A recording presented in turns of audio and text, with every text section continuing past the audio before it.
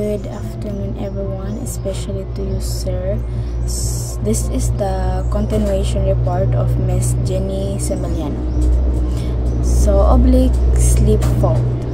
Oblique slip fault is the rocks and this type of fault exhibit both vertical and horizontal movements. Ang mga bato ay The hanging wall has dropped down and moved to horizontally to the right, while the footwall has moved upward and also nangangahulugan ito na ang mga bato sa magkabilang gilid ng fault ay hindi lamang gumagalaw pataas o pababa, kundi pati na rin sa gilid. Ang oblique slip fault ay hindi tulad ng normal o reverse faults na may pangunahing vertical na paggalaw o strike slip faults na may pangunahing horizontal na paggalaw, kundi ang oblique slip fault ay nagpapakita ng kombinasyon ng parehong horizontal at vertical na paggalaw. May dalawang uri ng paggalaw ang oblique slip fault. Una, ang dextral oblique slip fault na ang pagsama-sama ng kabilang panig ng fault line na gumagalaw pa kanan. Pangalawa ay ang sinistral oblique slip fault na ang pagsama-sama ng kabilang panig ng fault ay gumagalaw pa kaliwa. Nang dahil sa lindol na nagdudulot ng oblique slip fault ay maaaring makapinsala sa mga gusali, tulay at iba pang mga istrukturang pangtao. Focus.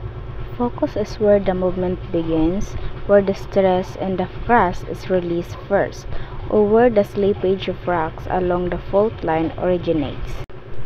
Ang focus o hypocenter ay isang insaktong punto sa ilalim ng lupa kung saan nagsisimula ang lindol at ito ang lugar kung saan nagbabasag ang mga bato at naglalabas ng enerhiya. Ang focus o hypocenter ay nasa ilalim ng lupa kung saan nagsisimula ang lindol. Ito ang lugar kung saan nagbabasag ang mga bato at naglalabas ng enerhiya.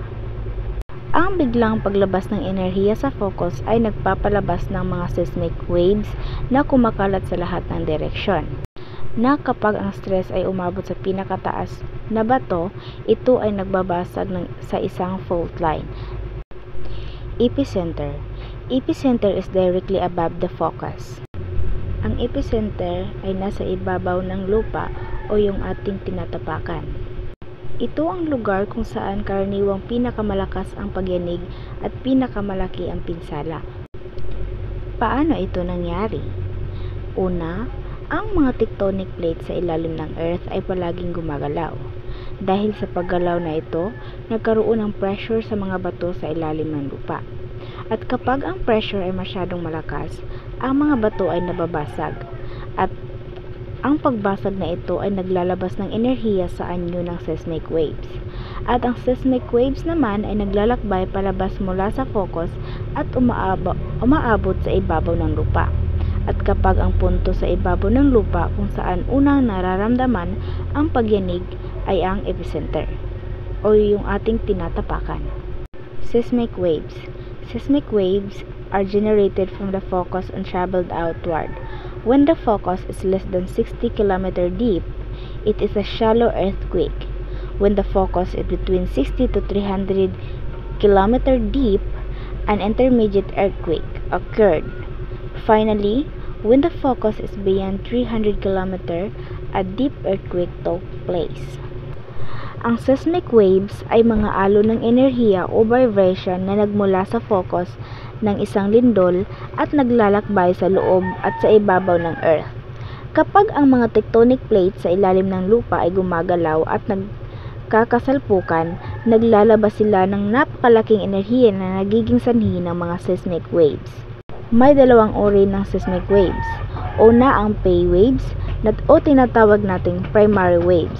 Ito ang pinakamabilis na uri ng seismic waves na naglalakbay sa pamamagitan ng pag-compress at pag-expand ng mga materyales.